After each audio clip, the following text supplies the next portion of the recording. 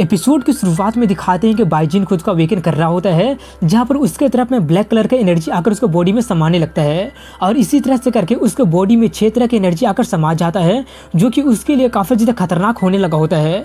लेकिन वो अपना सीक्रेट टेक्निक का यूज करके उन सभी पावर को ऑब्जर्व कर लेता है और कुछ देर के बाद में वो उसमें सफल भी हो जाता है, जिससे उसका बॉडी में से वो पॉइजन पूरी तरह से गायब हो जाता है, जिससे वो काफ़ी ज़्यादा खुश होता है और वो ये देखने लगा होता है कि आखिर वो कौन सा प्रोफेशन को अवेकन किया है। लेकिन अपना प्रोफेशन को देखकर वो काफ़ी ज़्यादा हैरान रह जाता है। अब एक छोटा सा इन्फॉर्मेशन बताया जाता है कि अवेकन करने के बाद में उसके प्रोफेशन नाइट का अनवेवरिंग कॉन्फिडेंस होता है और समनर का चाओटिक परसेप्शन होता है। इतना बताने के बाद बाइजिन को दिखाते हैं, जहाँ पर वो हैरान इसलिए हो गया होता है क्योंकि वो सभी 6 के 6 प्रोफेशन का अवेकन एक साथ कर लिया होता है और बाइजिन वेल इन्फॉर्म होता है कि अभी तक वो सिर्फ डबल एट्रीब्यूट वाला अवेकनर के बारे में ही सुना होता है और वो तो खुद ही सभी के सभी प्रोफेशन का अवेकन कर लिया होता है। अपनी इस फाउंडेशन से वो अपने प्रीवियस लाइफ के अचीवमेंट को आराम से सरपास कर देगा। अपना प्रोफेशन अवेकन करने के बाद वो स्टारगेट से बाहर निकलने लगा होता है, जहाँ पर उससे बाहर आता देखकर फानविंग कहता है कि तुम फिर से अवेकन करने चले गए थे।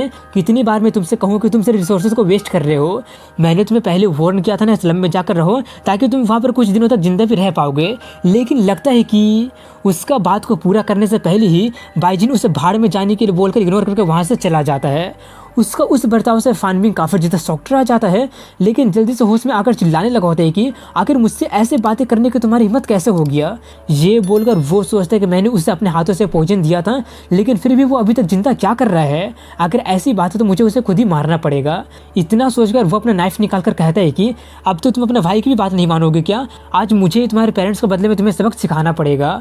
ये बोलकर वो अटैक करने के लिए आगे बढ़ जाता है, जो देखकर बाइजिन उससे कहने की कोशिश करता है कोई बेवकूफ़ी मत करो।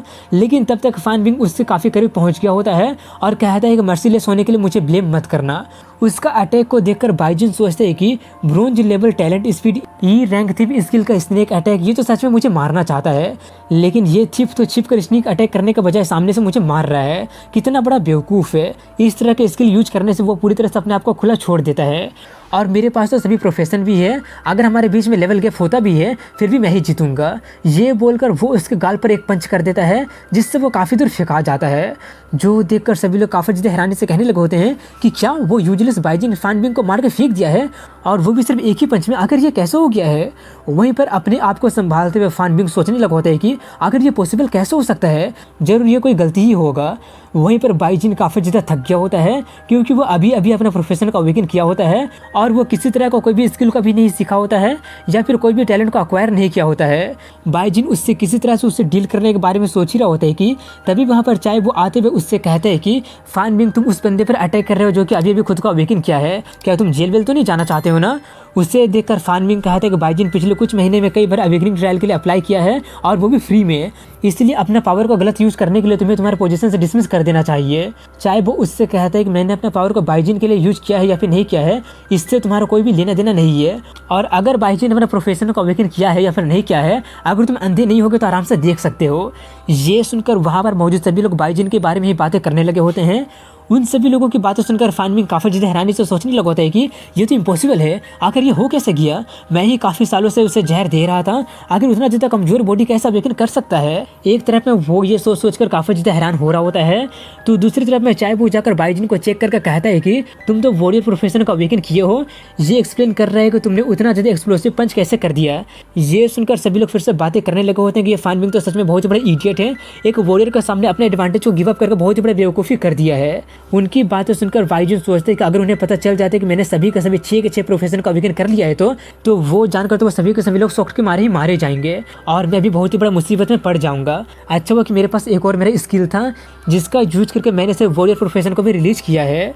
तभी चाहे वो उससे कहता है कि तुमने वॉरियर प्रोफेशन का अवेकन कर लिया है, तुमने सच में अपने पेरेंट्स को डिसअपॉइंट नहीं किए हो। अब जबकि तुम अपना प्रोफेशन का अवेकन कर ही लिए हो तो वॉरियर गिल्ड में जाकर ट्रेनिंग शुरू कर दो और जल्दी से एक प्रोफेशनल बन जाओ। तुम ऑलरेडी बहुत ही सारा टाइम बर्बाद कर दिए हो। इसके रिप्लाई में बाइजिन कहता है ठीक है। ये बोलकर वो उससे पूछता है क्या आपको पता है कि मंथली असेसमेंट कब होगा। चाहे वो कहता है कि आज ही होने वाला है। वहाँ पर जो लाइन से आर्म्ड व्हीकल तुम्हें दिख रहा है वही टीम को शहर के बाहर लेकर जा रहा है जो लोग टैलेंट असेसमेंट में पार्टिसिपेट कर रहे हैं। उसके बारे में बताकर वो उससे पूछता है तुम इसके बारे में क्यों पूछ रहे हो, कहीं तुम भी तो उसमें पार्टिसिपेट करने के बारे में नहीं सोच रहे हो ना। बाइजिन कहता हाँ मैं उसमें पार्टिसिपेट करने जा रहा हूँ। ये सुनकर चाहे वो उससे कहता क्या तुम पागल वागल तो नहीं हो गए हो ना, तुम्हें पता होना चाहिए कि सिर्फ एक ही चांस होता है है उसमें पार्टिसिपेट करने के लिए। तुम्हारा अवेकनिंग आसान नहीं था, क्या तुम उसे वेस्ट तो नहीं करना चाहते हो ना। अब बताया जाता है कि प्रोफेशन अवेकन करने के बाद में ऑर्डिनरी लोगों को अप्रेंटिस प्रोफेशन का टाइटल दिया जाता है। अप्रेंटिस टाइटल वाले को तो गिल्ड में 3 साल तक बेसिक सीक्रेट आर्ट को सीखना पड़ता है, और जो लोग सफिशिएंट प्रोफेशनल नॉलेज को सीख लेते हैं वही लोग टैलेंट असेसमेंट के लिए अप्लाई कर सकते हैं। सिर्फ टैलेंट असेसमेंट के थ्रू ही कोई अपना अकम्पनिंग टैलेंट को ऑब्टेन कर सकता है, और तब जाकर वो लोग असली प्रोफेशनल बन सकते हैं। अकम्पनिंग टैलेंट पैसिव स्किल होता है, सभी प्रोफेशनल अपने लाइफ में सिर्फ एक ही टैलेंट को ले सकते हैं। इनेट स्किल का क्वालिटी ही किसी प्रोफेशनल का लाइफ टाइम अचीवमेंट को डिटरमाइन कर सकता है। उसके बारे में सब कुछ बताकर चाहे वो उससे कहते हैं कि तुम्हें अपना ख्याल रखना पड़ेगा, उसकी सभी बातें मानकर बाईजिन उससे कहता है अब ज़्यादा चिंता मत कीजिए, मैं पूरी तरह से कॉन्फिडेंस हूँ। ये बोलकर वो अपने रास्ते जाने लगा होता है। उससे ज़्यादा देखकर फानबिंग काफ़ी गुस्से में कहता है कि वो गधा का बच्चा अभी अभी अपना प्रोफेशन का अवेकन किया है और टैलेंट असेसमेंट में जा रहा कितना बड़ा इग्नोरेंट फूल है। लेकिन ये बात सच है कि उसका जिंदा रहना मेरे लिए खतरनाक है, इसलिए उसे तो मरना ही पड़ेगा। दूर से वो सब देखकर बाईजिन सोचते हैं कि जरूर वो अनग्रेटफुल एरोगेंट फूल कुछ घटिया प्लान बना रहा होगा। जब मैं अपना अकम्पिंग टैलेंट हासिल करके ऑफिशियल ई रैंक का प्रोफेशनल बन जाऊंगा, तब तुम्हारे जैसा ई रैंक का थीप को कुचलना मेरे लिए बाएं हाथ का खेल हो जाएगा।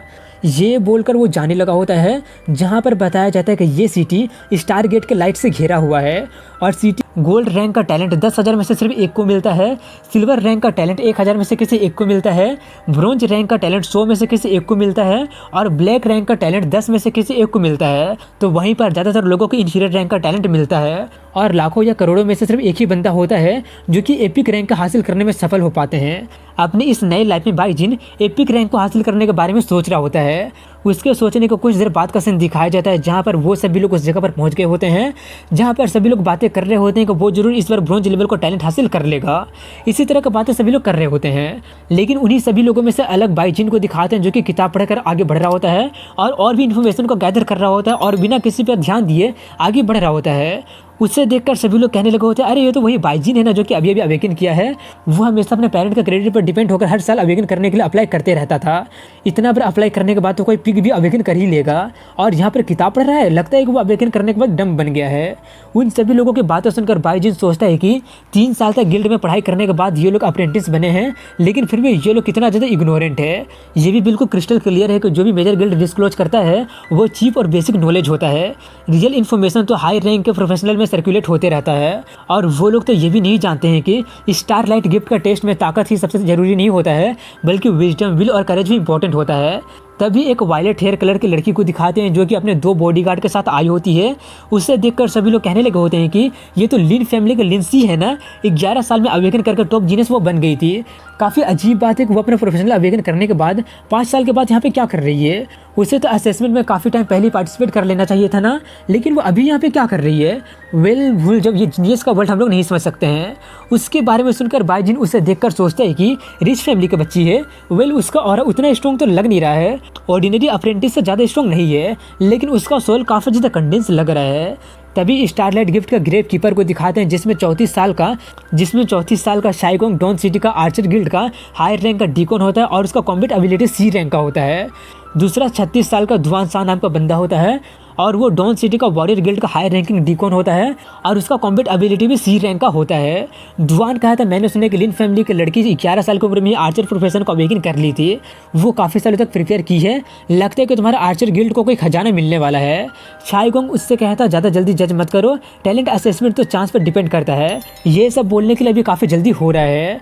ये बोलकर वो सोचते हैं कि इंटरनल इन्फॉर्मेशन का अकॉर्डिंग में इस टाइम लिन फैमिली पूरी तरह से प्रिपेयर होकर आया है, और हाई रैंक का अकम्पनिंग टैलेंट को लेने के लिए उसके पास पूरा चांस है, लेकिन ये सब मैं तुम लोगों को नहीं बताऊंगा। वहीं पर धुआन उसका मजाक उड़ाते हुए कहता है कि अकम्पनिंग टैलेंट चांस पर भी डिपेंड करता है। मैं ये सोच रहा हूँ कि अगर उसका लक खराब हुआ और उसे ब्लैक आयरन मिल गया तो क्या होगा। ये सुनकर वो उस पर चिल्लाने लगा होता है कि जिंक्स करना बंद करो।